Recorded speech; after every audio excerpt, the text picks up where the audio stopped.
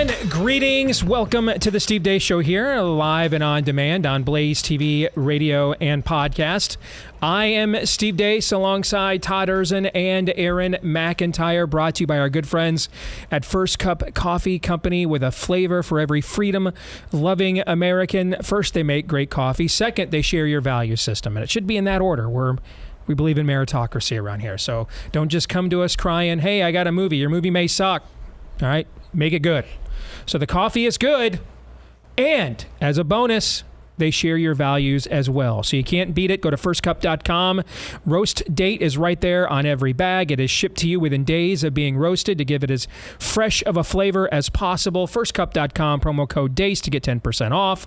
And if you subscribe, you get an additional 10% off for the life of your subscription.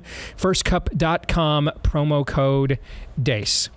Coming up at the bottom of the hour, filmmaker Rob Orlando, friend of the program, will join us again. He's got, remember last year we talked about his film Trump's Rosebud that yours truly was interviewed in. He's got a new one out about the Shroud of Turin just in time for Easter. We'll talk to him about that. Next hour we'll get into Idolatry or Not. And for Pop Culture Tuesday, I think we have an interesting topic there too. But I wanted to start with this note that I received today from Scott Crawford. Last night, I asked my 16-year-old daughter who has Down syndrome what she was going to do on Tuesday since she is on spring break. I recommended that she read Why Easter, your new children's book. She said, I will read it now. Brother, let me tell you how special that was to witness. Other than pronouncing commandments, she was able to read and comprehend the entire book. She got about halfway through and informed me that this is a long book and she would finish tomorrow. After about 2 minutes, she decided to finish what she started. Thank you for providing this book for special people like Emma to read and to learn about Easter. And I'd also like to share with you, by the way, that your nefarious movie shook up my 21-year-old and inspired him to get back to reading his Bible and praying more consistently. Thanks for everything you guys are doing and for having a very positive impact on our family. P.S. Tell Todd that I am continually convicted of being too comfortable and I'm getting into the fight more than I ever did. That is from Scott Crawford, who basically just checked every box of why we do this show the way that we do it. And Scott sent an adorable picture of his daughter reading Why Easter. And I'm just, I'm honored. I don't really know what else to say. Praise God for opportunities like this. And that's very kind. And if you've had a chance to read Why Easter, if you wouldn't mind leaving us a review over at Amazon, you can also go to Amazon and get your copy today, so it'll be there in time for Easter. You can get a signed copy and one that even includes a custom autograph at signedwhyeaster.com, where you can just buy the regular thing and do what you will with it from that point at amazon.com. Why Easter? Jesus died for us so that we can live forever. And Scott, brother, you made my day. So thank you so much for sharing that note. And with that, here's Aaron's rundown of what happened while we were away. What happened while we were away, brought to you by the transcripts. The 258-page transcript of special counsel Robert Hur's meeting with Joe Biden was obtained by several media outlets ahead of Hur's congressional testimony in front of the House Judiciary Committee today on his classified documents investigation into the president. The transcripts paint a different picture about Biden's mental acuity than what he claimed in the angry, defiant press conference shortly after the special counsel's report dropped last month. Biden had claimed, contradictory to the report, that he actually did remember when his son Beau died, but according to the transcript, he actually didn't remember after all. In the 250-plus page transcript, Biden used the phrases, I don't know, I don't recall, I don't specifically remember, or I have no bleep idea over 100 times. At one point, Biden seemed keenly interested in telling the special counsel about his Corvette. Quote, by the way, do you know how it works? Biden asks her. It's really cool. Her remarks, sir, I would love to hear much more about this, but I do have a few more questions to get through. Quote, you step your foot on the accelerator all the way down until it gets about $6-7 grand, Biden continues. Then all of a sudden it'll say launch. All you do is take your foot off the brake. The transcripts then indicate Biden made a car sound and started laughing. Learning Chinese today, today's phrase is the leader of the free world may not know what a woman is, but he does know that car goes vroom. 自由世界的领导人可能不知道女人是什么，但他确实知道汽车行驶。 Special counsel Hur testified in front of Congress today, as I said, and reiterated that his findings show that Joe Biden's ghostwriter attempted to destroy evidence that proves Biden willfully retained classified documents when he was a private citizen. By the way, Mr. Hur, what did that ghostwriter do with the information Joe Biden shared with him on his laptop? What did he do after you were named special counsel?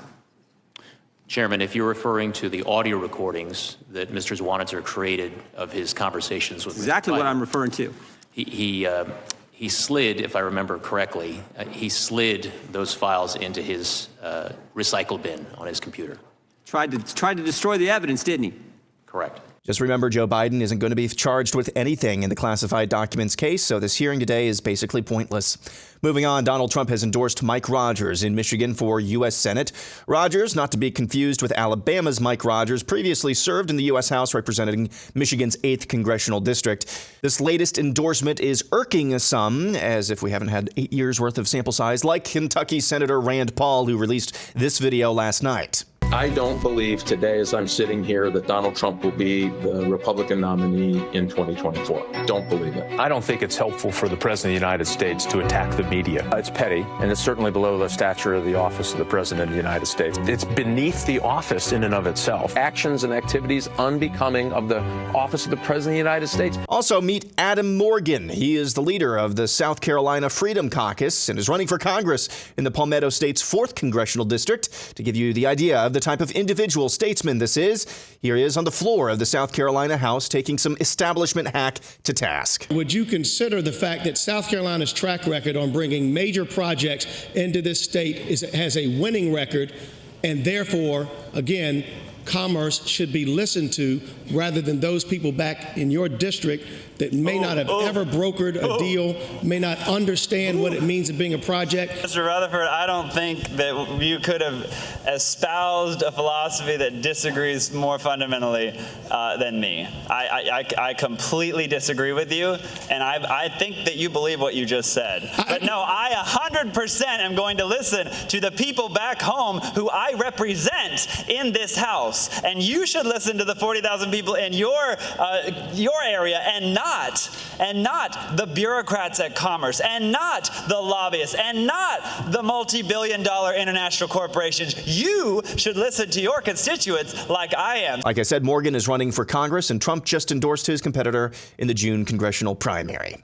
According to independent journalist Brianna Morello, the same federal judge that held former CBS journalist Catherine Herridge in contempt of court for refusing to turn over the identities of her confidential sources is the same judge who's going to be presiding over Blaze Media journalist Steve Baker's criminal trial. U.S. District Judge Christopher Cooper will be in charge of Baker's J6 case.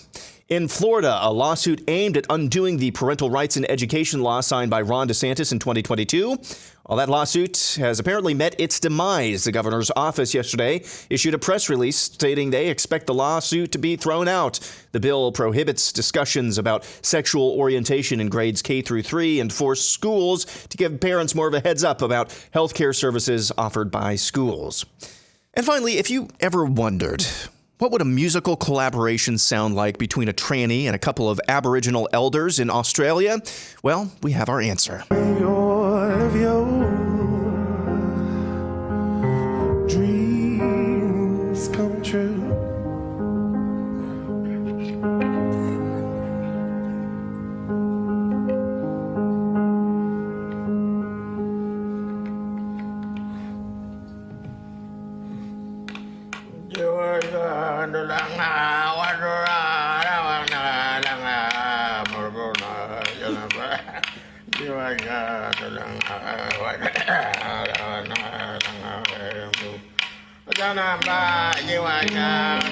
That is from the Australian television program Q&A. It's a clip from 2015, and in case you ever wondered what a tranny musical collaboration with Aboriginals sounds like, we now have our answer. And that's what happened while we were away. I was actually just wondering this.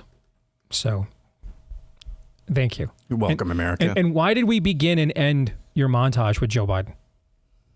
It's a good question. I mean, there was a lot of mumbling there at the end. That was Joe Biden too, was it not?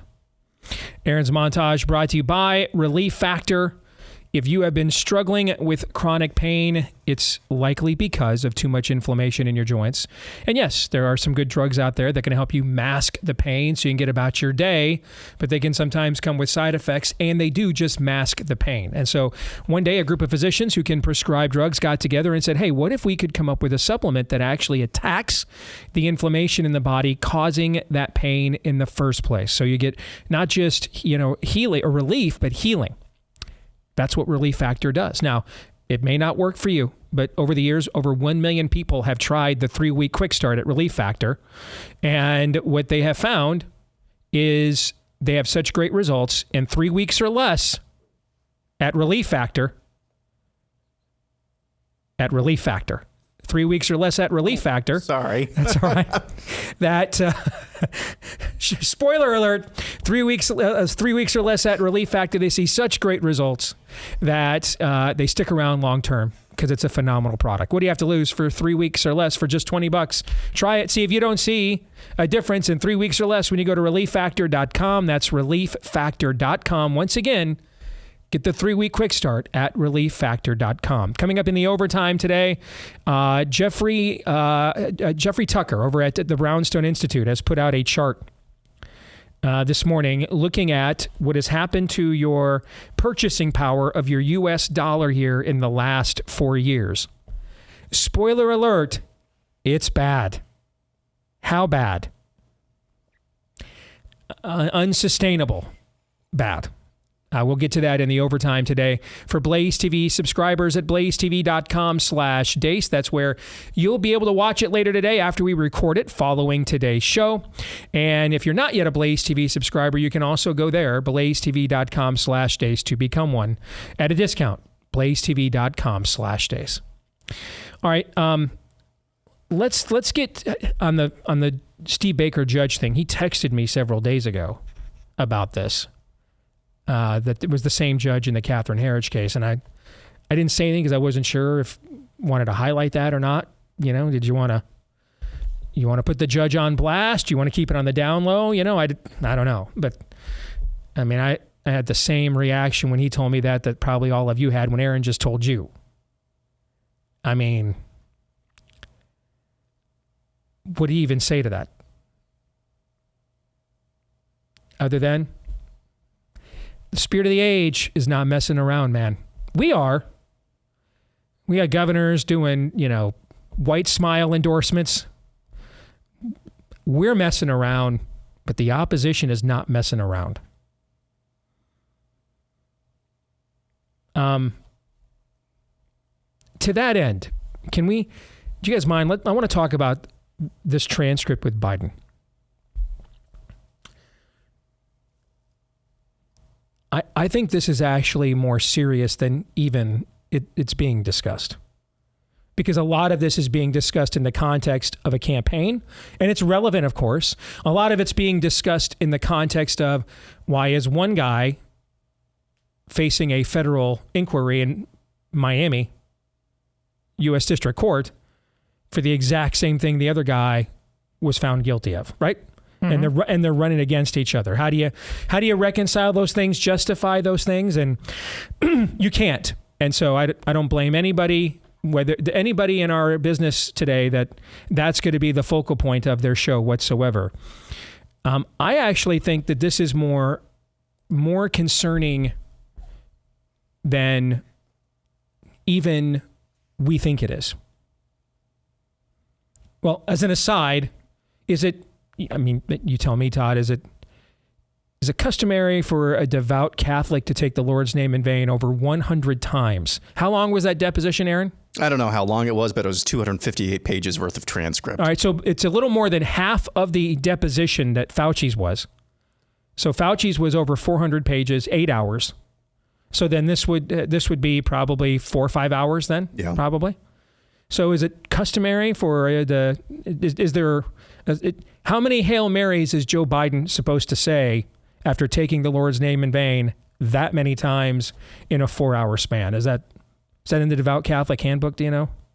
Well, Pope Francis is blessing relationships of a unique nature these days, shall we say. So things are getting rewritten pretty fast. It's hard to keep up. It is. It is. Let's be serious for a second, though.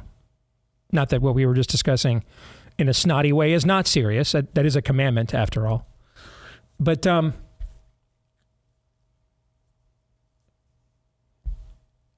how have we not been invaded yet?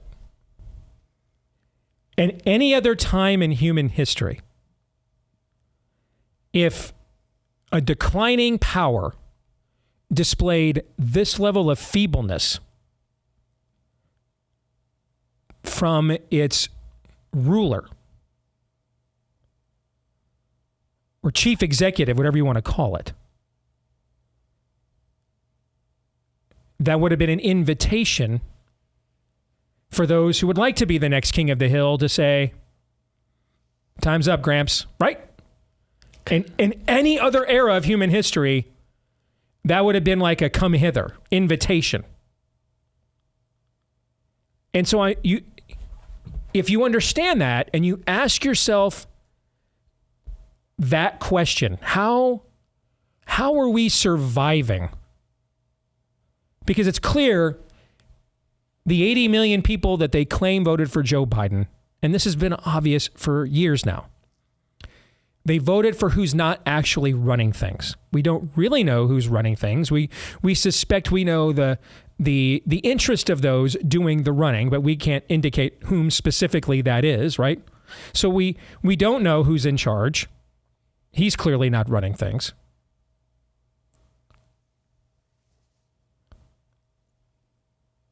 Doesn't remember his own son's death.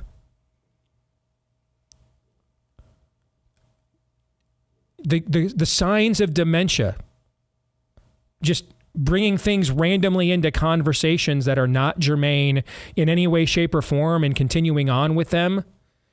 If you've ever had a loved one with dementia, I have. I know many of you have. I mean, that's what it looks like.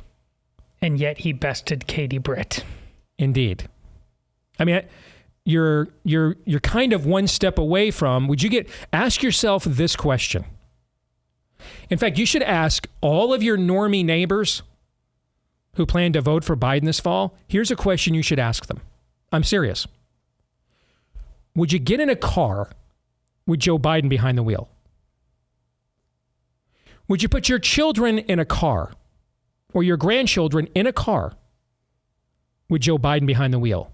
In fact, if you're the Trump campaign, don't say, I've never done anything for you. Because I know most days I ride your ass, because most days you deserve that. But in this case, that one was a free one. That's the commercial I'd run. Kind of a 21st century version of the first real television attack ad in American presidential history, and it was a doozy, was an ad that LBJ ran against Barry Goldwater in 1964. And it's this little girl taking the petals off a flower, okay, followed by a mushroom cloud that basically Barry Goldwater and his incendiary, rhetoric is going to cause World War III. That's what I'd be doing. I would ask the American people, would you get in the passenger seat with this guy driving a car? Would you put your children in the vehicle or your grandchildren in the vehicle with this guy driving a car? No? Well, then why in the Sam Hill would you put him in charge of the country?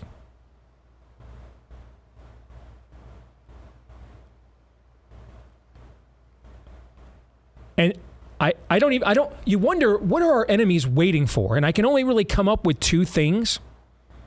One, maybe we still have some divine protection left of the country, or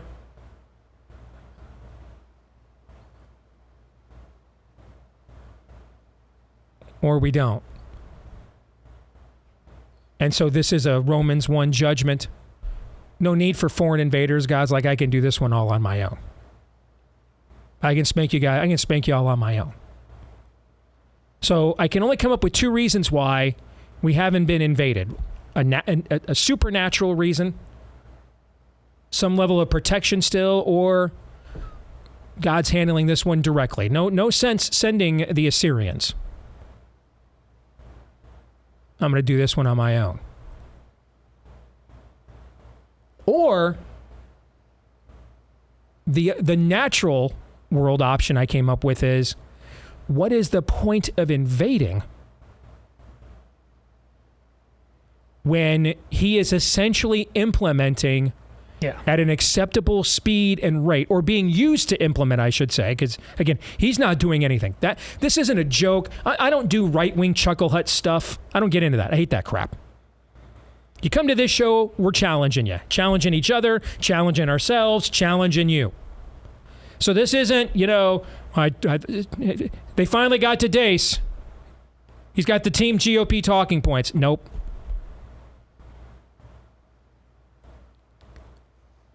But just because the Team GOP talking points usually suck, does that mean they're always wrong? No. This is real. Someone is in the White House that isn't running the country. That's not a grift. That's not engagement farming. That's a real thing. And he put it in writing to an instrument of his own Department of Justice on the record. Let me share with you a quote from the independent counsel here this morning. Where is it here?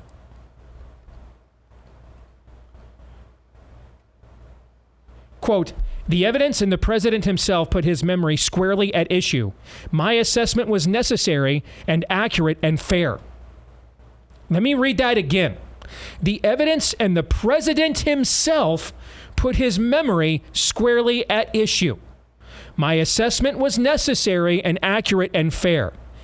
That is, an agent appointed by Biden's own Department of Justice claiming that either this man lied repeatedly or he's mentally incompetent. Choose one. That's frightening as hell, regardless of your politics.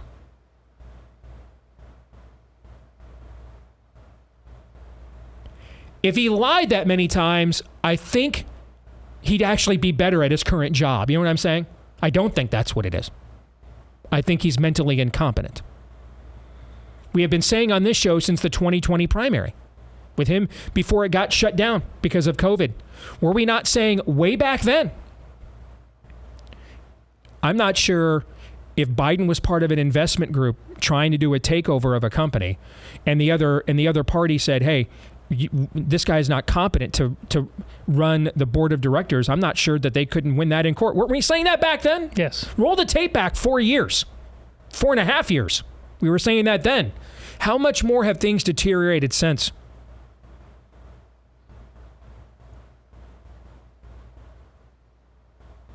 So there's only two options why, looking at how history normally goes, we remain any semblance of a sovereign nation at all with this level of feeble-mindedness at the forefront of our leadership. Something divine is happening in the country, or in the natural, there's no reason to get rid of him or to invade because he is being used to accomplish the agenda of whomever would want to do the invading anyway. And today, while we are going to do a lot of low-hanging fruit about this, and this is a day that I think a lot of that low-hanging fruit is justified, I actually think this is a more serious subject than even we understand. I can't think of a time in the history of this planet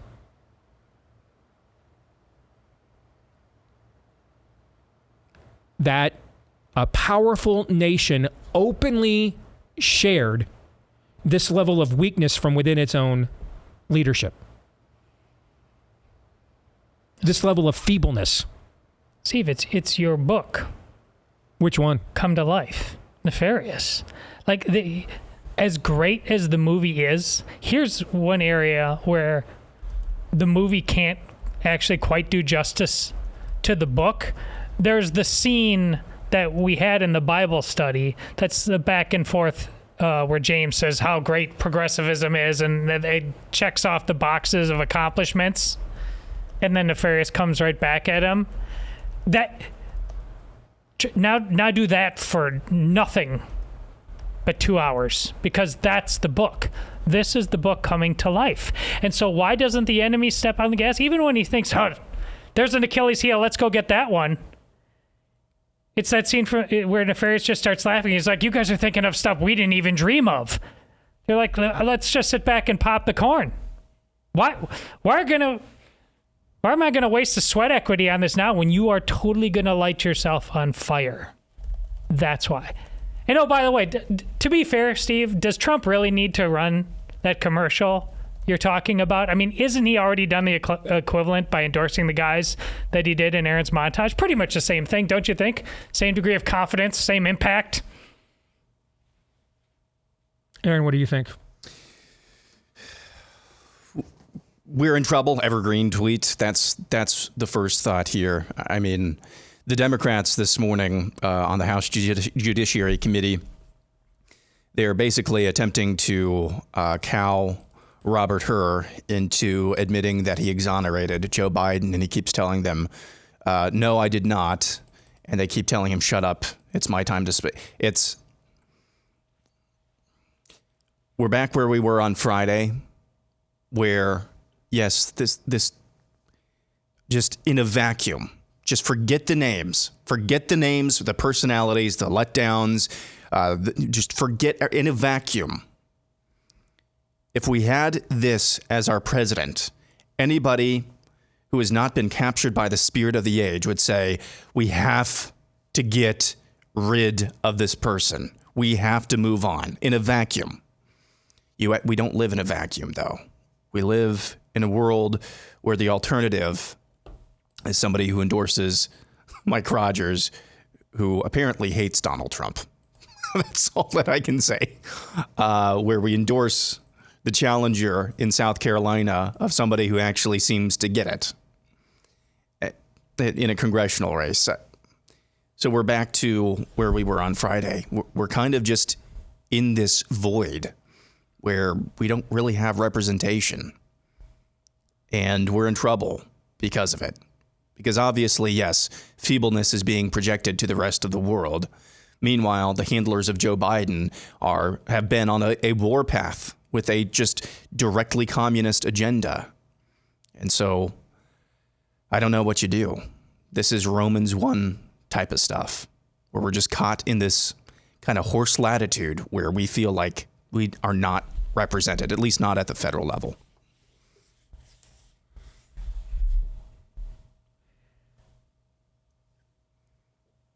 You have to ask yourself, do you think Joe Biden is immoral enough to pull off acting as if he doesn't remember when his own beloved son dies?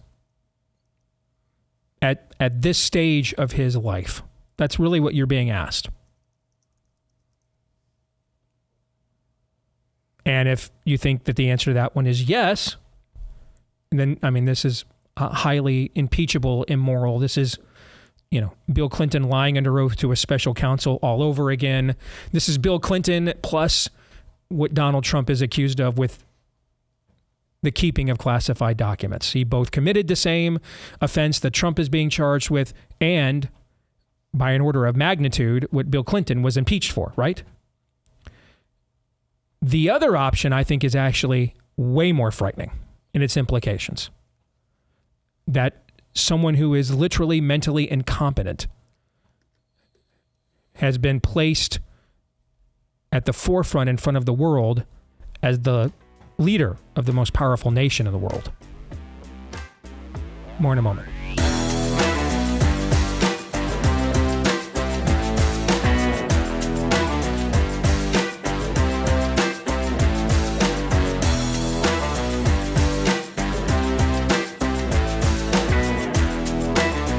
Even in the Let's Go Brandon economy, we are sitting on too much housing inventory right now in the country for it to just stay there.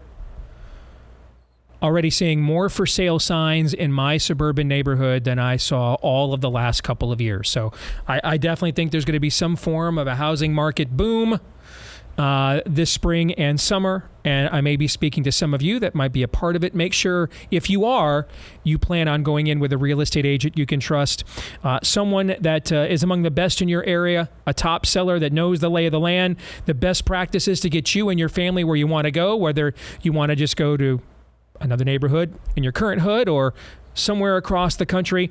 Get a real estate agent you can trust to finish the race for you at realestateagentsitrust.com. The name kind of says it all, and a lot of times these agents are big-time Blaze listeners and followers just like you, so there's a common value system as well. All right, realestateagentsitrust.com is where you want to go. Again, head over to realestateagentsitrust.com. Well, let's welcome in an old friend of the program. Rob Orlando is a filmmaker, and he joins us here today on Blaze TV. Rob, it is good to see you again, brother. How are you? I'm doing well. How you doing, Steve?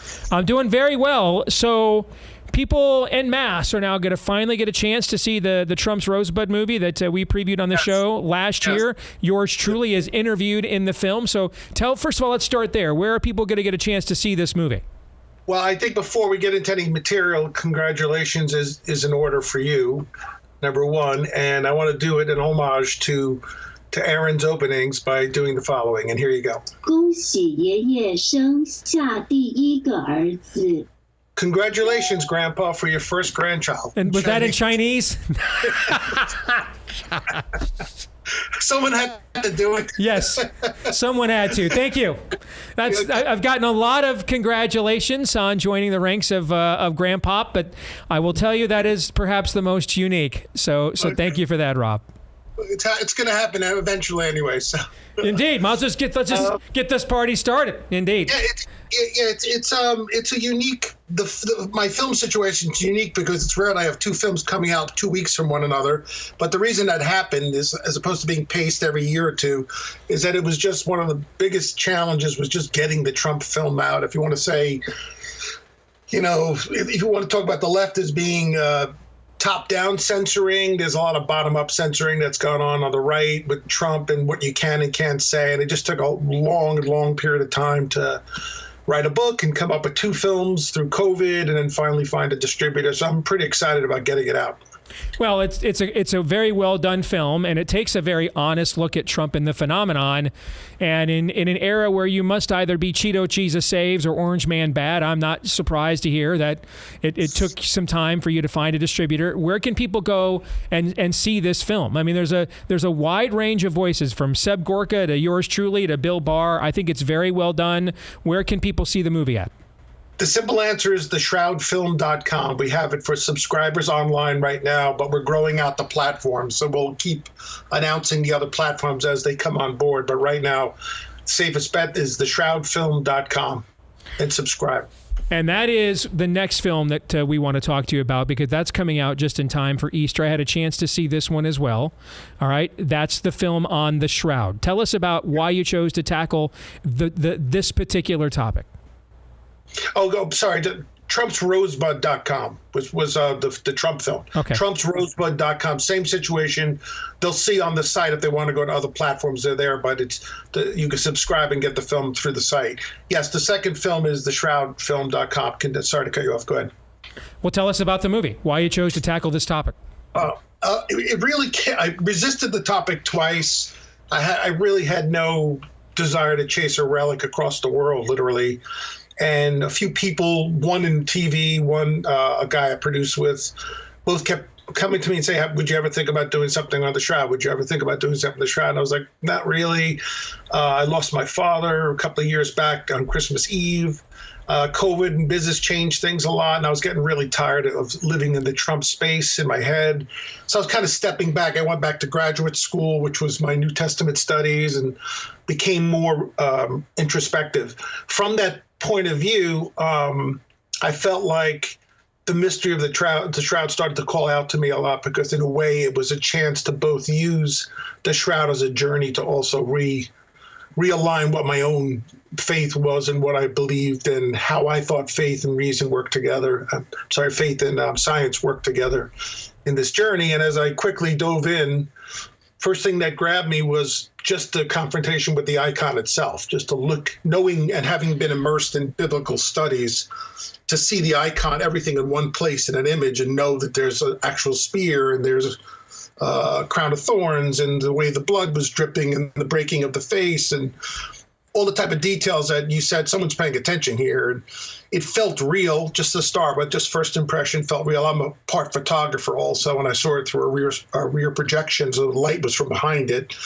That was the first thing. And the second thing was that the skeptics were so wildly incoherent in their arguments that I became suspicious that it was more about repressing it than it was arguing against it. And that was kind of my leap into the pool.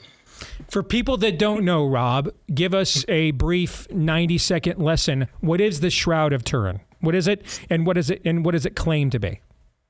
So when John goes into the tomb, I believe it's John 20, and they go into the tomb, they find the linens are in the tomb and the body is gone. It comes from the Gospels, but there's dozens of quotes from the Gospels of what the linen was and where it was located. But it's believed to be, when we talk about the shroud, there's multiple shrouds, but there's different linens for different reasons. But the main shroud, when we're talking about the Shroud of Turin, is a shroud that's now in Turin, Italy, kept in a church in Turin, Italy, but it's the body wrap, the full body wrap of Jesus that he was ultimately buried in. And this thing has been debated, investigated, discussed. I'm trying to think of the first time the Vatican allowed it up for scrutiny. I want to say I watched an old In Search Of episode, the old In Search Of with Leonard Nimoy back in the 70s. I want to say that was like, just from memory as a kid, the first time they opened it up for wide viewing and public scrutiny and skepticism. Is that correct? And it's largely been heavily debated for like the last, almost 50 years. Is it the real thing or not? And that's kind of the investigative journey that you embarked upon in your film, is to try to come to your own conclusion on that. Correct. It has a long history that goes, some argue, back to 90 AD, which gets sketchy at certain points as you go through time. But most of it really came alive again in the 19th century when photography took a role in the shroud, because they hired a photographer to go to an exhibit where the shroud was used as part of a procession. But at that point, if you had looked at the shroud, it was just like a diminished linen with a sepia image on it, but you could not make out Jesus on the shroud. But the photographer was just taking pictures of it. And later, when he went into the chemistry process to develop his pictures, he noticed that in the negative, this linen generated off the cloth a negative image that once turned positive. You could see Jesus in this double image there. And so it takes off with most of its controversy post the modern age, where technology has a chance to evaluate it through carbon dating testing, photography, light tricks. And I in my film and in my book, I go through what are alternative explanations for how this got on the cloth. What's the most credible challenge to its authenticity then amongst those alternative explanations, do you think? There's two. One is the sketchy timeline, because it disappears for long pieces of history where it could, if you're doing archaeological studies or you're putting timelines together, after a certain point of time, things diminish, like whether you could link them back together over 200-300 years. The skeptics originally said there was no timeline. It's just that it has 9 key points where we could locate it. The other one is the carbon dating of the 70s and the 80s, where they made they came to a conclusive claim that it was the real date of the shroud was 1290 to 1330, something like that. And those were the two supposed daggers, into the search for the shroud or its possibilities of having authenticity. Now, since then, we can keep going, but since then, the finality of their decision has now been largely diminished and challenged to a point where it almost transcended with modern technology. I don't want to spoil the movie. Do you think it's real after what you went through, what you experienced? Do you think it's real? I do. I think it's plausible. I do. I don't think someone would have to check any part of their scientific brain to say this is very possible. Mm-hmm. And if you want more smaller steps, the first thing you come to is, okay, let's make believe it's not Jesus. It's not a miracle that put this on there, that left this image. Okay, so I came up with like, well, then what did this? Did someone paint it? There's no pigment on the linen. Then you get the Monty Python version of it, like where they doing reenactments to beat someone who just recently was buried enough, and copying like they put their storyboards up and made sure they hit the body in all the right way with the angles of the whippings, and then and there's no pigments and there's no signs, and some of the technologies they would have needed to know at the time were unavailable to them. So even if they were cheating, they couldn't have pulled this off. The theory is called the evil genius. Mm-hmm. So I came away saying, okay, if nothing else, it had to be a light source, because the light source was the only thing that could pass through linen, leave a negative like it did. And the linen is something like 1,000th of one of your hairs. The image is that thin. So it had to pass through so quickly. It must have been like a really intense, like a laser, quickly shot out laser that happened in a very short amount of time. So I started to run away with, well, what are the alternatives, and none of them making sense, that I started saying, oh, time to look into the light. What's the source of the light? Which is a double entendre, of course. Like looking into light also became, maybe I should start looking into the traditional explanation for this light and where it came from. Make the case for why both believers and skeptics want to see this film. So in the end of so STIRP was the acronym for the team they brought together, which stands for the Shroud of Turin Research Project. Okay, this is their final official statement. I'll read it quickly. We can conclude for now that the shroud image is that of the real human form of a scourged, crucified man. It is not the product of an artist. The blood stains are composed of hemoglobin and also give a positive test for serum albumin. The image is an ongoing mystery, and until further chemical studies are made, perhaps by this group of scientists or perhaps by some scientists in the future, the problem remains unsolved. So the truth is, the critics of all critics who made the judgment left saying this was still a mystery. For me, it's still a mystery after everything I did, and it cannot be explained fully, and leaves the door open to faith. In a way, it blurs the false line between faith and reason, and makes you have to look at something nakedly. And ultimately, at the end of it, I think the real test is once you get past the false arguments or avoiding the real information, you're really facing Jesus, which is why the title's The Shroud Face to Face. And at the end, you wind up with a moral question. Well, who do you say this man is, and what happened here? And you're back to the moral question. It's a fascinating subject. You do a good job with it in the film. How can people watch the movie if they want to do so, Robert? And when can they watch it? They can watch it now. It's on our site, and it's the same thing. It's rolling out on platforms. They'll keep seeing the platforms on the site, but the best way to see it is theshroudfilm.com. And let me say that, theshroudfilm.com, but let me add, the majority of experts in the film are Protestant biblical scholars. And the reason that happened was because I had, from a prior film on the Apostle Paul I had a network of relationships. And when I started to think of who I would call for the Shroud, I didn't know anyone. I said, do any of you guys know, or any people know Shroud experts? And all of them had some kind of interest in them, and I pulled them in. So you're getting like evangelical or mainstream Protestant biblical scholars who have taken this journey with me. And they're some of them are skeptics, but a lot of them are believers. So it leaves the door open to a more eclectic approach. It's not just like crazy Catholics with, running around with relics. Theshroudfilm.com is the website, theshroudfilm.com. It's good to see you again, brother. Good luck with the movie. I found it fascinating. Thank you for sharing it. Thank you so much. I appreciate it, Steve. And congrats again for your granddaughter. Thank you. Happy Easter, brother. You too, baby. All right, what do you guys think? It's a fantastic work. I just like the way I've seen, having seen a number of his movies now, I just like the way he does things, the look, the feel of them. To answer your question, Steve, the skeptics, you won't be left, why didn't you ask this question? The questions will be put out there for you. You will have an opportunity to. Rob is not playing games with you. He's not trying to trick you. On the believer side, man, just the end of this. Rob ends with his own personal walk down the Via Dolorosa. This is about the eyes of faith. Now he's not trying to take your faith and shove it into the science box or anything.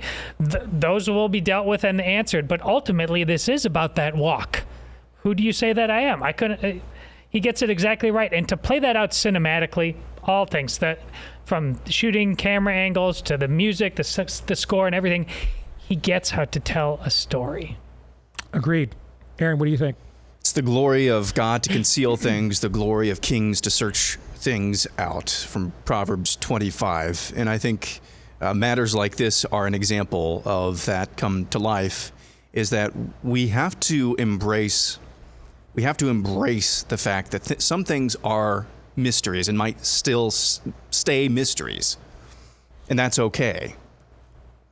Because ultimately, our motivation for searching out those mysteries, if it is driven by a glory of God, the glory of God, if it's driven by anything other than that, it's kind of for moot. But if it's kind of like what I talk about with theology. Theology, the study of God, it's only profitable in as much as it helps us glorify Him and love Him more. These types of mysteries, and it certainly seems like it took place with Robert. It helped him on his faith journey know God with his heart and soul more. So I think just embracing the fact sometimes there are mysteries that can be very helpful as much as our motivation is driven by bringing God the glory and loving Him with our minds. In many respects, this tale is a metaphor for the resurrection itself. I mean, can we empirically prove that it happened? No. But the problem you have is you don't have an empirical explanation that explains what took place in the world after it was claimed to have happened. Why did we change how we even keep time? One of the most basic fundamental substances of existence, time, changed as a result of the belief that this event occurred. Yes. What's your plausible explanation to counter all of the following events after the narrative of a resurrection occurring? How do you counter all of those things? At some point, it doesn't make sense, but the miracle does. Yes. Hour 2 is next.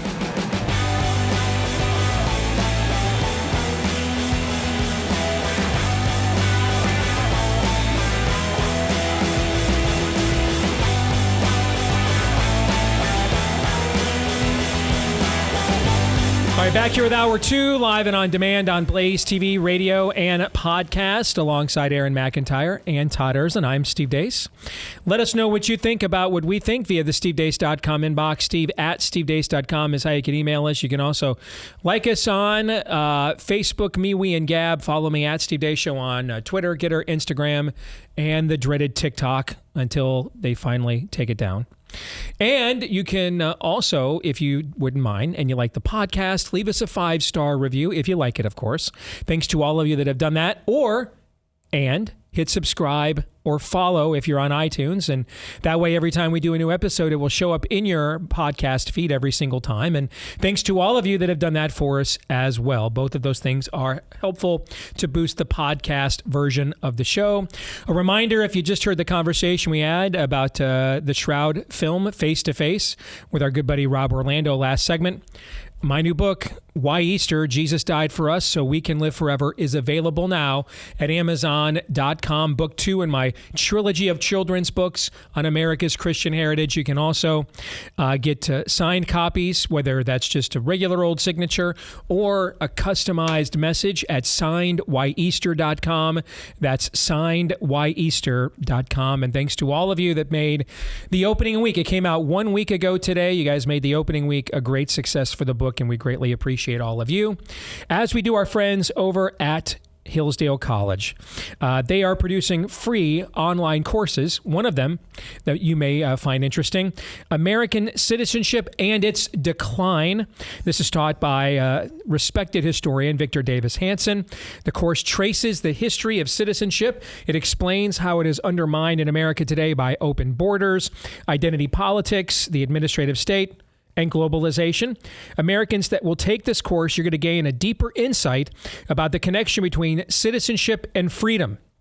An insight they can share with family members, friends, and neighbors. Hillsdale's free online courses are a more important component of Hillsdale's mission to reach and teach an increasing millions of people on behalf of liberty and the American way of life before both are lost for good. So sign up today for Hillsdale's free online course, American Citizenship and Its Decline, by visiting DACE4, F-O-R, DACE4Hillsdale.com. Start your free course today at DACE4Hillsdale.com. All right, are you guys ready for some idolatry or not? Probably not. Probably not.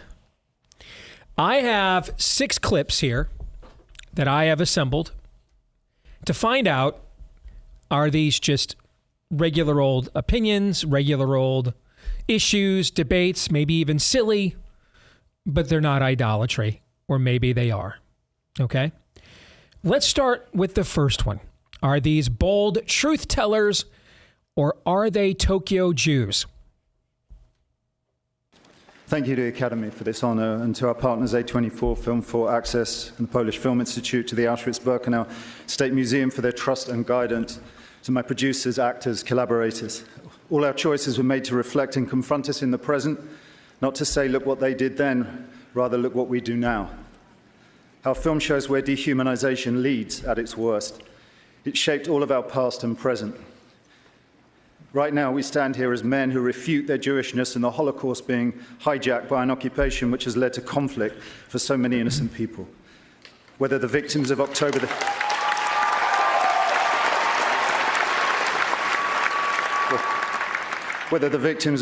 7th in Israel, or the ongoing attack on Gaza, all are victims of this dehumanization. How do we resist?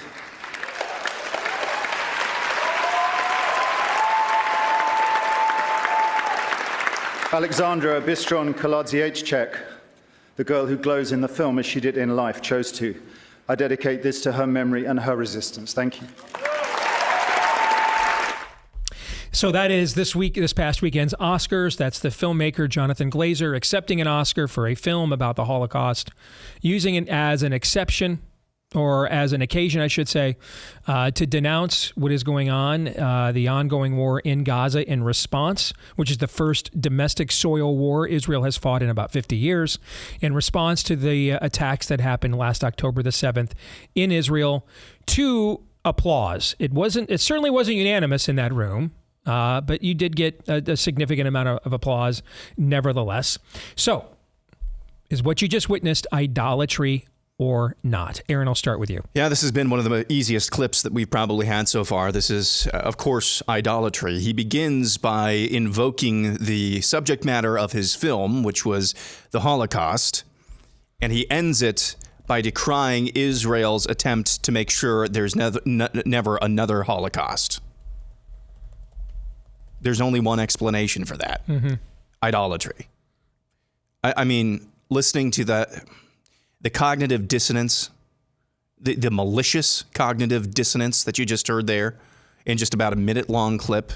I hear stuff like that. I had the same reaction as you had, Todd. I think, what was it, a couple of weeks ago when you heard the cast of, what was the cast on MSNBC, I think it was, right, during Super Tuesday, making fun of Virginia for having immigration be its number one issue on its exit polling. I had the same reaction.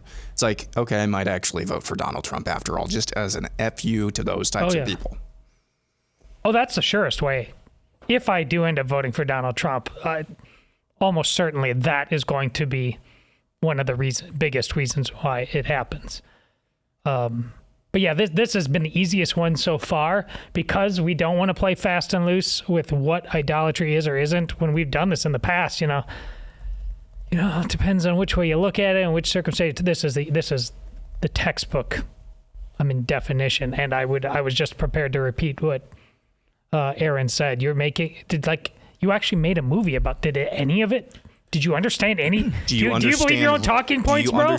Do you understand River to the Sea? Do you understand what they are actively calling for a Holocaust? The people of Gaza, immediately after they were given some quasi-statehood, they elected Hamas as leadership with their stated goal of a genocide of the Jewish people. If Mr. Glazer were here with us today, and we could put the Wonder Woman lasso of truth around him so that we could understand the true worldview here. And we asked him a question. How would you have us resist? Because he used that term a few times, okay? What would he say, do you think? What would his answer be? Be less white. Yep. Okay. Hitler was white. These people are brown. This is why he can't draw the distinction. And the people in Gaza are browner than the people in Tel Aviv or Jerusalem? Yeah. You really think it's that? Yeah. It's that vapid? Yeah. Well, that's definitively idolatry then. Yeah. Like I think you can have warped worldviews and it may not necessarily be idolatrous. You just may be wrong, you know? But if you're telling me that I mean, what would he have Israel do? What would, if we were to, in that same scenario, if we were to ask him, what would you have had Israel do after October 7th? What do you think he would have said? Wonder Woman, lasso of truth around him, out of the heart the mouth speaks. What is his answer, do you think? Throw another dance party and just, You would have blamed Israel. You had it coming. You'd throw another dance party. Because they were occupying their land. Even though they gave them their own state within their own land that allows them to act autonomously by electing leaders through a democratic process. And then whom did they elect, by the way? Hamas. Hamas is who they elected, yeah. To help answer this question, maybe you know, but I didn't know. I just knew it looked really weird. But the movie that Emma Stone won her Best Actress for, do you know what it's about? I don't know anything about it. Yeah, Bella was telling me. I just read a review of it today. Apparently, it's pedophilia. Yeah, it's pedophilia. She is an adult woman, but like the brain of her child is put in her own head. Wait a minute. I read last year that she was going to star in like a modern version of Bride of Frankenstein. Yeah. Is that what this is? So she's a child having sex with people. The child's brain in an adult body being taken advantage of by men. Yeah. I just found this out this morning. So yeah, that's who's clapping for this. That's who he's talking to. That's his people. Wait, those are his people way more than anything he can identify in Tel Aviv or in Holocaust era Germany.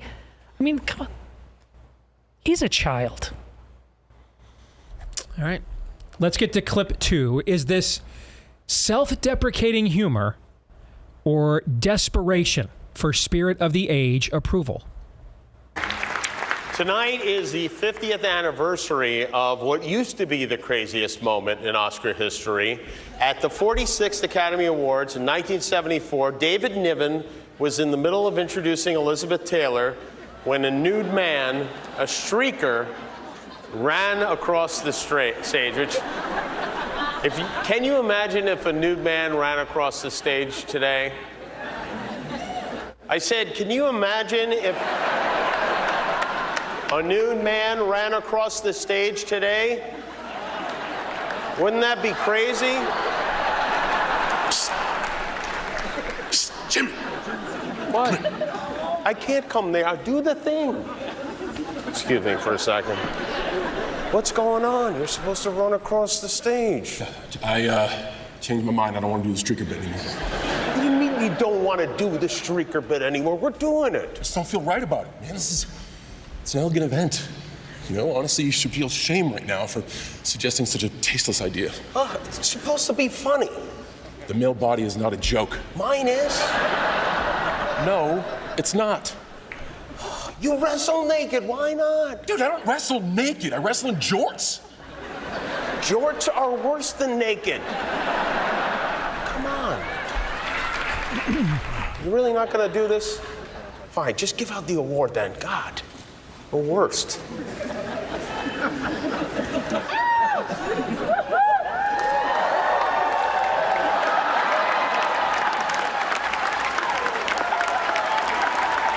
Okay, so is that self-deprecating humor, or considering how we have seen Mr. Cena willing to debase himself for the Chi-Coms in the past and everything else, is this just a guy who is just absolutely desperate for spirit of the age affirmation? Which is it? Todd, I'll start with you this time. Idolatry or not?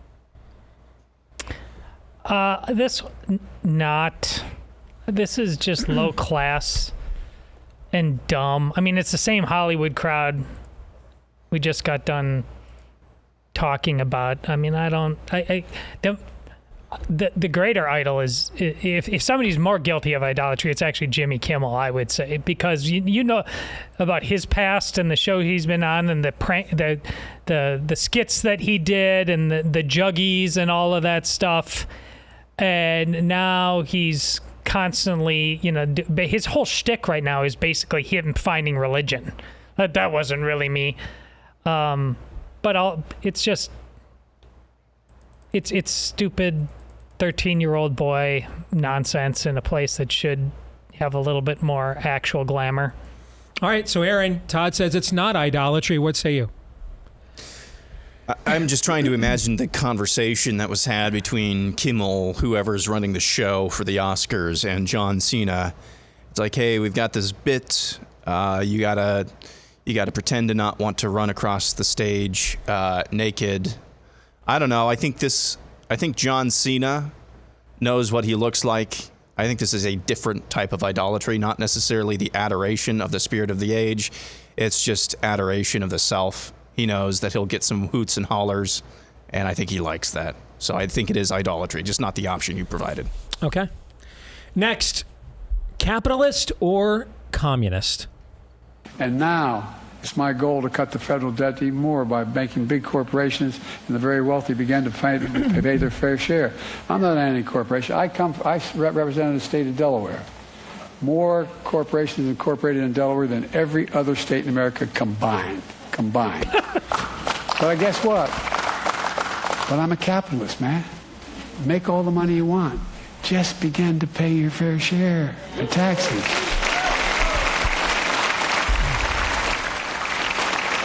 You may remember the big fight I had not long ago. Hopefully you were able to understand enough of that to render a verdict. Idolatry or not? Aaron, we go back to you this time. I don't think when he's up there giving speeches, I don't think that Joe Biden at this point is capable of idolatry, because I don't think he knows where he is, what he's talking about, what the point is that he's trying to make. So for that alone, I'll say not for Joe Biden. As far as his handlers go, sure, yeah, this is idolatry. This is the same speech as Bernie Sanders and left-wing Democrats have given my entire adult life. This whole pay your fair share talk as far as corporations go, that's not really pay your fair share. Now, that's not really pay your fair share. That means an exorbitant tax rate because this wins politically for me.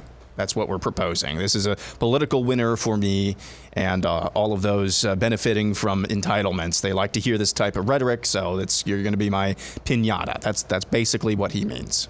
So there's no meat on the bone there. I'd say with Bernie Sanders, maybe there was a little bit more meat on the bone where it's like, you know what, we can't let corporations essentially engage in fascistic activities. I think there was some more genuineness there, even though he is an old school Soviet. I think there was some more genuine thought there, but there's basically no meat on the bone here other than this is just an election year piñata that we hear all the time from Democrats. All right. Todd, what do you think? Socialism in the name of secular utopianism is the actual definition of idolatry. This one's pretty easy too. It flies in the face of subsidiarity. The smallest point where that is efficient for things to be carried out, whether it's economic or otherwise, should start with the family, etc. This diminishes all that. This is an easy one. This is idolatry. Let me follow up on this with myself. I would have railed against this a few years ago as terrible public policy. But now seeing that essentially corporate America is who's largely responsible for politicians like Joe Biden, at this point in time, I don't give a runny turd with corns in it if he wants to tax the hell out of his own people. I don't care anymore. I don't view them as symbiotic in the search for a free America. So I don't really care. Am I wrong? Is that idolatry? No, that's a different angle, and I accept it because I live tweeted the very same sentiment while he was saying it during the State of the Union. Basically, he's just raising the tithe rate on his own church. I totally agree. But to the extent that this is more of a theoretical exercise about where this is going and what socialism is or isn't, socialism from a Christian point of view is idolatry. Absolutely it is. I agree. All right. Next, is he or isn't he a conservative? You know, the revenge is going to be success. It's not going to be revenge in a revenge stance. It's really going to be success. We're going to turn our country around. We're going to bring sense and common sense. You know, people say you're conservative. I'm not conservative. You know what I am? I'm a man of common sense. And a lot of conservative policies are common sense. We're not going to have open borders. You're going to have to come in legally. Okay. The reaction to this is why I chose this one.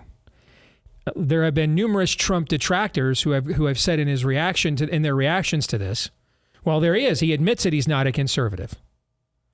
Are they allowing their disdain for Trump to take out of context what he says right there? Yes. Idolatry or not, Aaron? Yeah. I'm the guy who made the prediction on Friday's show that basically Donald Trump might be a tool of God's judgment. But I do believe people who are saying Donald Trump has he ever actually overtly claimed? No, the one time I've heard him claim that his ideology was a nationalist. He did that when he was president. He claimed he was a nationalist. So this is not news. It's not news. A bunch of us didn't vote for him the first time in 2016 because we knew not a conservative, not even close. But he's also here. He's not it's been billed as he's disavowing conservatism. I didn't hear that. I just heard him say. I think a lot of conservative views are common sense, but I'm a common sense guy. I didn't take that as a denunciation of conservatism at all, Aaron. No. I heard the denouncement you were talking about on social media. This is the first time I've actually seen the clip. Mm-hmm. Yeah, this is idolatry from the other side. There's nothing. If Donald Trump talked like this all the time, you know how sane so many more people would be? I thought that was actually a very sane, lucid presidential clip, actually. Good grief. Okay. I'm glad it wasn't just me, because I'm like, am I losing my mind? Because I actually thought that was the message, pretty sane messaging, actually. But not that they care or that I care very much. The message of the revenge is going to be winning. The revenge is going to be success. Yeah. That's a great message. I agree. Yeah. That's a great message. I think that's one of the best 60-second clips he's produced in an organic setting so far since the going back to when the primary started, is what I thought. So that's why I put it in here. I'm like, wow, I listened to this, and I actually thought it was some of the best messaging I've heard from him yet. So I'm certainly not a Magadonian, so what am I missing? You know? So, okay. Tomorrow he's going to be like that scene in Dr. Strangelove where he's riding the missile at the end. But he's going to be riding like the vaccine jab. Yes. You know, this is what we deal with. Yes. Which is why I was pleasantly surprised with that clip, exactly because of what you just said. All right, Todd, we'll start with you with this next one. Dumb move or deft touch? It worked, and then I got on television, and they asked me that horrible, horrible question, remember? And I said, oh, am I dead? That's the first question I ever got. Megyn Kelly. May she rest in peace. She's sort of making a career by pretending she likes me. And then, so what happened is she asked me that horrible question about women. Women love me. You know, I protect women. I protect.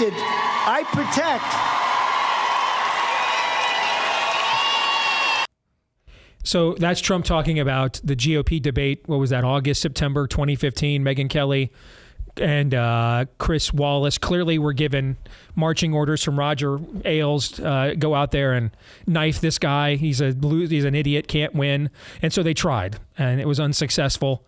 And and Trump actually damaged himself more, if you recall, in the aftermath of the debate than anything Fox tried to do when he did an interview after the debate.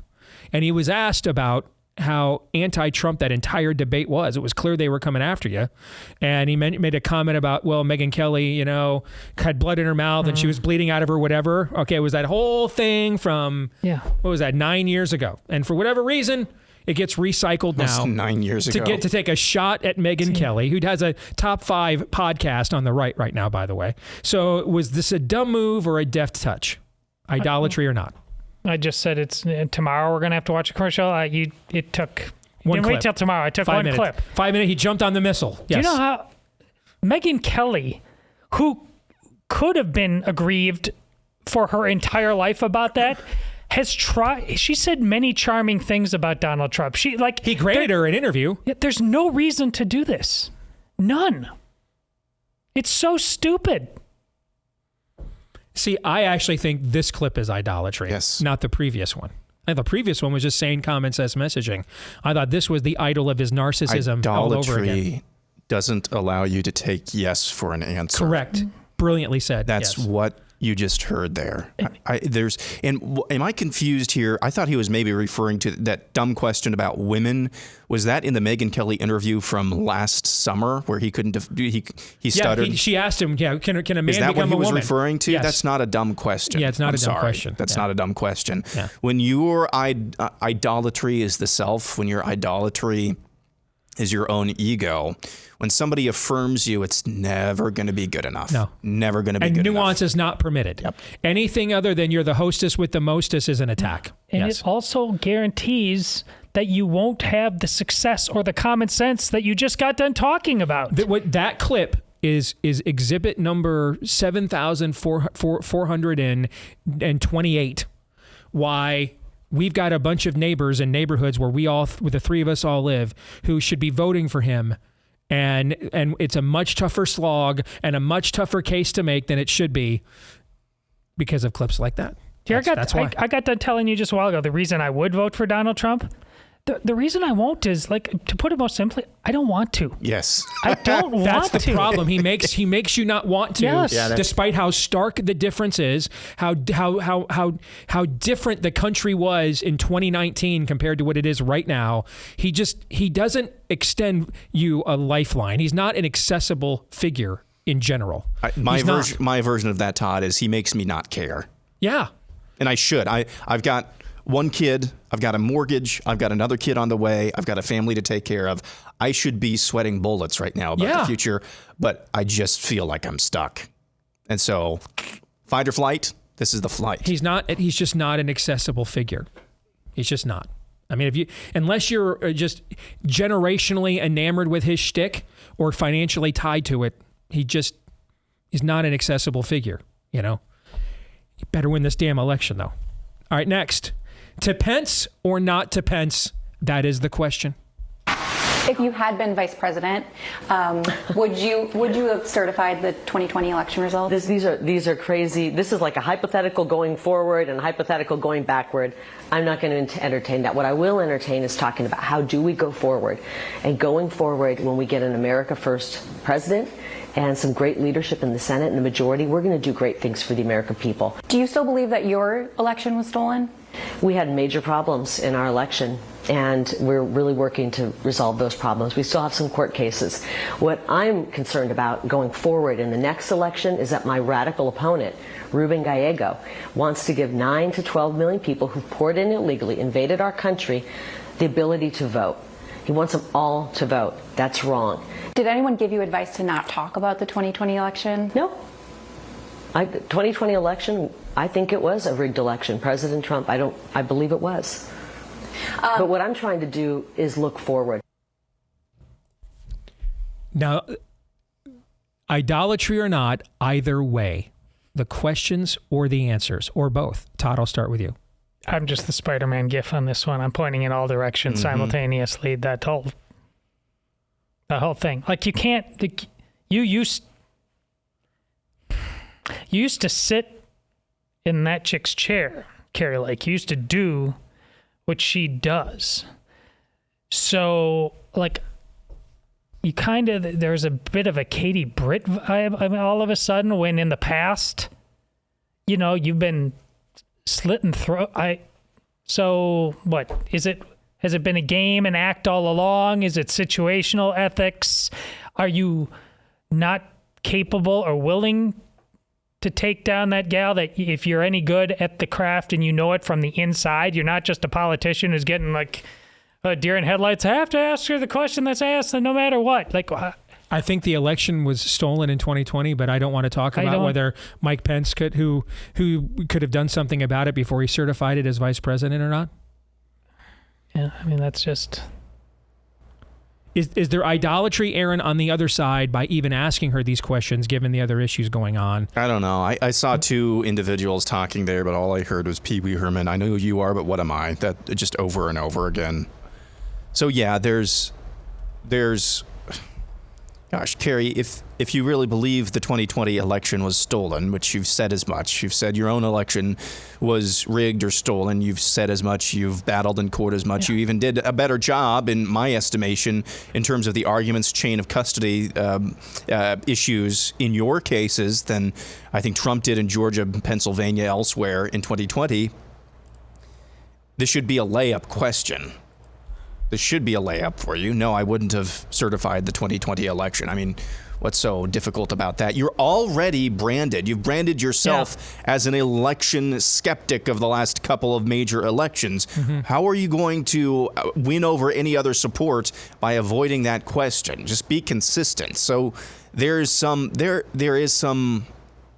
something going on there. I'm not sure if it rises to the level of idolatry. This could just be political obfuscation. Yeah. That happens.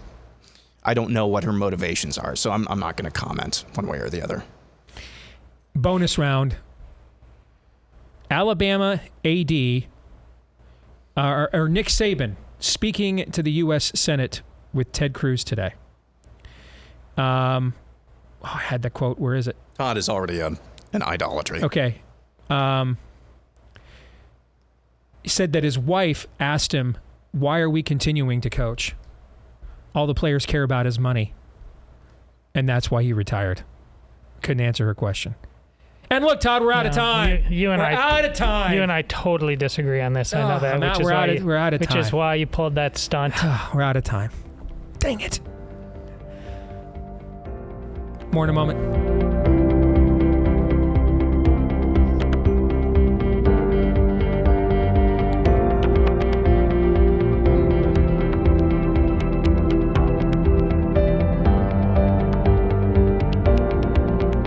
Hey, remember when businesses used to be just about let's make a good profit, let's pay our employees a good wage, and provide a good product and service that people want? Yeah.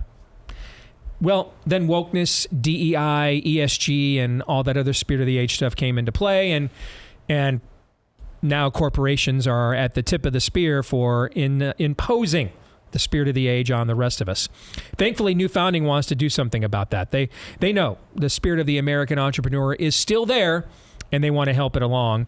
They're rallying founders who just want to get back to the original idea of American enterprise. New Founding is investing in companies that support that mission through their venture fund. Companies that they invest in are defined by a simple question. Does that country we want to live in need the company this person is building or not? That's it. Just that simple. You can join them venture investing, not for everyone, but if you're a serious accredited investor who wants to see a more hopeful future for the country, go to newfounding.com/venture fund and apply to be an investor today. Again, that's newfounding.com/venture fund, newfounding.com/venture fund. All right, are you guys ready for some Pop Culture Tuesday? Yeah. Pop culture's grisly matter these days. This topic, I chose this one, just to give you some backdrop. I chose this topic for personal reasons, okay? So before you show it, Aaron, when my wife first shared this shirt with me, my initial reaction was, oh my, I love it. order me one of those. And then I got to thinking about it. And I'm like, well, wait a minute. Does this cross the line from culturally clever to irreverent? Is it sacrilegious in some way? And once I even entertained that, and then you know, as Paul points out, we get into Romans here in a few weeks. Once your conscience even entertains that something is wrong, you should walk away. Okay? Especially if there's an opportunity that how you act on it may impose on someone else's conscience, someone else whose maturity level maybe is different than your own, and you might cause, how's he describe it? The lesser brother to stumble? I think that's how it's described, right? Okay. So any questions on it before I show you the shirt? No. All right. No. So that's the moral dilemma and why ultimately I didn't get this shirt. All right. Here it is. Okay. It's an Easter shirt. Jesus is on the shirt. Guess who's back? Back again. Little pop culture reference there. Okay. And it's a reference, of course, to the resurrection. All right. So the question is, with this topic, is this pop culture relevant or is it too irreverent? And I made the decision, you can see after I tweeted it out, I made the decision after thinking about it, there's enough of a gray area there that I backed off. What are each of your thoughts? I think you did the right thing. Guess who's back again? What is that a reference to? Is that Terminator or what did you say that was? That's a song. That's a song? It's a song lyric. Guess who's back again? Yeah. Okay. Yeah. So the sunglasses, the overall image, what is the purpose? What purpose does it serve? I'm not quite clear on that. What purpose does it serve? I didn't even at all? think about the sunglasses. The sunglasses are kind of what does it for me. I guess the sunglasses could look the other way. Hey, like a boss, man. Yeah. Yeah. But Jesus doesn't need to be made to look like a boss because he is one. That's my point. You don't need that for Jesus Christ. There's also the element. I saw a few comments too about making a graven image. I'm just, again, Jesus is not a T-shirt. Jesus is not a catchy phrase. Jesus is not a guy, a boss who just wears sunglasses. Jesus isn't even a badass. He's the King of Kings and Lord of Lords. And I just think kind of a la the He Gets Us stuff, this shirt is taking Christ's name in vain by not showing you the totality of what he is, what he did, what he is doing, and what he will do. And so because of that, I do think it's reducing him down to a clever little T-shirt. I tapped out. I saw that posted. I just kind of kept scrolling by. But when you sent that over, I thought about it, kind of similar to you. And yeah, I think you made the right decision to pass on that. Okay, can I ask you a follow-up question? Sure. The graven image thing. Okay, that's an interesting. I'm not even exercise sure of how far to apply it. Yeah. So in the early years of cinema, they would not actually show Jesus on film. You'd see a figure, but you wouldn't see an actor, anybody playing him, because they thought that applied, would violate that commandment. So is any depiction of Christ a violation of that commandment in your view? I'm not sure. I think... So would the passion be a violation? What is the motivation of depicting Christ in any... So the motivation here is to put him on a T-shirt. Mm-hmm. The motivation in the passion was to show and shove down your throat what our Savior went through on the cross, right? His work, his life and work. So I think there are going to be a lot of hardliners probably in our audience who says, no, things like The Chosen, definitely no. Maybe even The Passion, definitely no. This T-shirt, of course, no. I'm not sure it goes necessarily that far. But this one, I just think you have to. I think you have to judge the motivation of the work and its execution as well. So in the case of The Passion, that is a work to elevate and exalt Christ's lordship. In this case, this is an act of reductionism. Mm-hmm. Yep. Okay, I get that. Todd, what do you think? Until I know whose feet the person wearing this T-shirt will wash, I reserve judgment.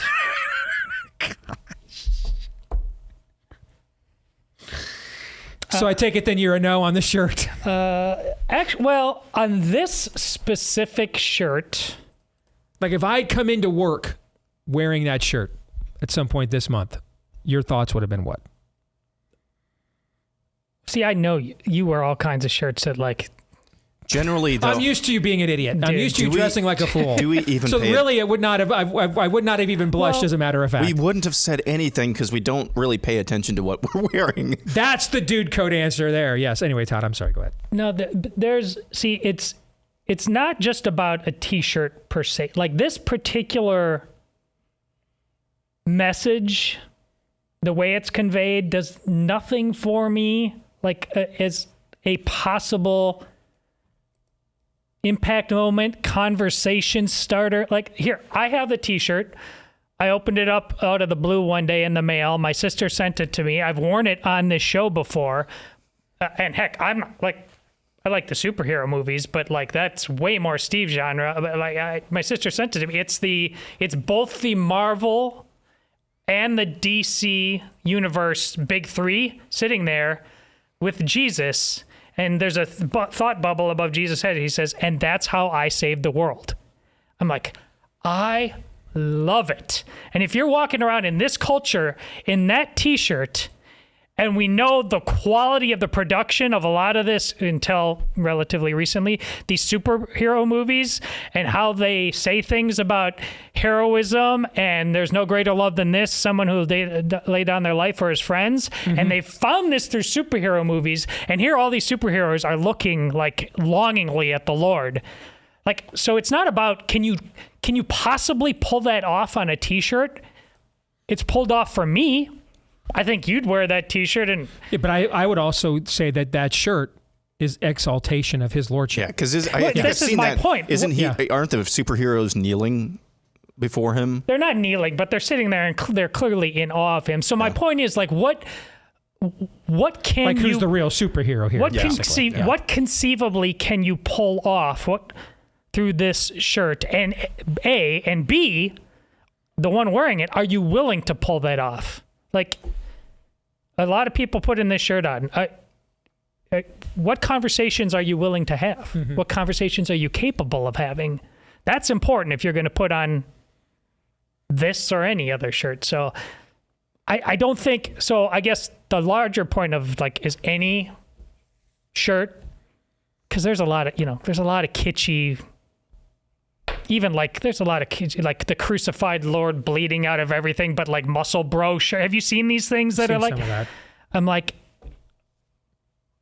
okay, maybe this has some meaning for you individually, but you put it on what other people are seeing. You exalting yourself. That's what we got to think about when we put on that shirt. I know what Jesus putting resting his hand on the shoulder of your favorite politician. Now, give me some credit. We're 16 minutes into this segment. I finally just mentioned it. All right, the level of restraint that I showed by not referencing that abomination. Oh, my goodness. Give me some credit. Anyway, I digress. Back to the original. Stick on the original. Stay on target. Back to the original shirt. I'm sorry. Go ahead, Todd. I just don't. This shirt seems pretty, at best, midwit. Yeah, I mean, maybe harmless. All right, so what you're telling me then is even if you're not necessarily at the level of hermeneutic on the shirt that Aaron is, the juice then isn't worth the squeeze. Yeah, that's a good way of putting it. That it doesn't make enough of a profound point that it's worth the risk of brandishing it, basically. Todd, what is the Catholic teaching on graven image? Because even a number of evangelicals, maybe I'm wrong, Steve, but a number of evangelicals would say the crucifix would be a graven image. Am I wrong? I don't know. That's a good question. I mean, are we? That's why we have an empty. In Protestant churches, generally, it's an empty cross. Catholic churches, there's the crucifix. That's a good point. Yeah. I mean, I was going to say that's the difference. Beyond that, we share the same teaching, which, and there's just a fork in the road, I guess.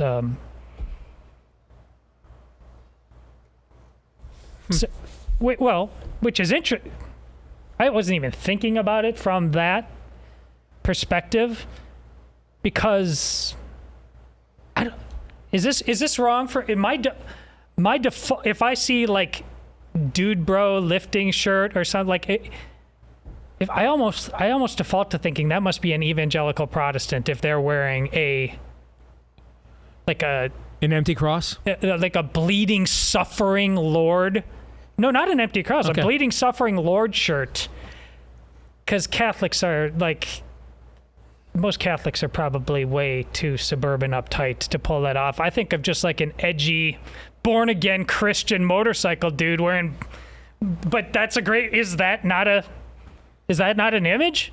Yeah, and that's the whole argument. Is any depiction, is any imagery of Christ at all a violation of the commandment? And my guess is there's a complete Venn diagram of the people who would say yes, who think that celebrating Easter and Christmas with pagan origins are wrong. My guess is that the crossover there of those two camps probably pretty high, Aaron. Yeah. So now here's what's weird. All of us kind of agreed this shirt kind of empty, not much there. And look where it just took us though on this conversation. So I thought it might. That's why I thought it'd be an interesting conversation. Did you guys see? Have you ever heard the phrase lifestyle evangelism?